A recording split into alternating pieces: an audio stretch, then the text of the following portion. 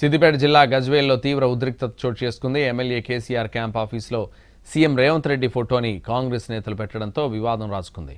అయితే కార్యాలయంలో అద్దాలు పగిలి ఉండడంతో కాంగ్రెస్ నాయకులే దాడి చేశారని బీఆర్ఎస్ నాయకులు ఆరోపిస్తున్నారు. దాడికి నిరసనగా ఎల్లుండి గజ్వేల్ బంద్కు పిలుపునిచ్చింది బీఆర్ఎస్.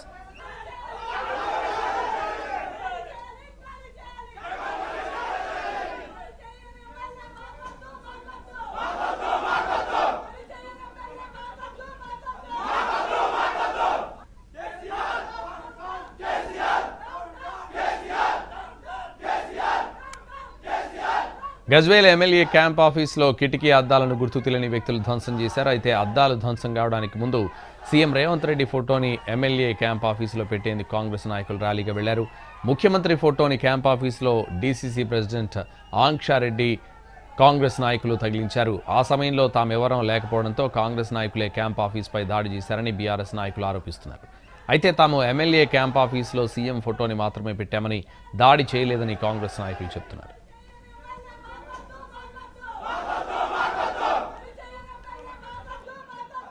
కాంగ్రెస్ నేతల వైఖరిని నిరసిస్తూ గజ్వేల్ ఎమ్మెల్యే క్యాంప్ కార్యాలయానికి చేరుకుని సీఎం రేవంత్ రెడ్డి ఫోటోను తీసేశారు. అదే చోట కేసీఆర్ ఫోటోను పెట్టారు.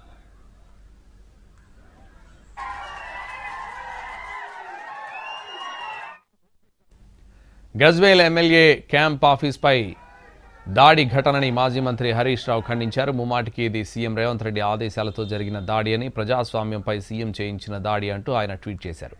కాంగ్రెస్ నేతల తీరు బీహార్ గ్యాంగ్ను తలపిస్తోందని విమర్శించారు.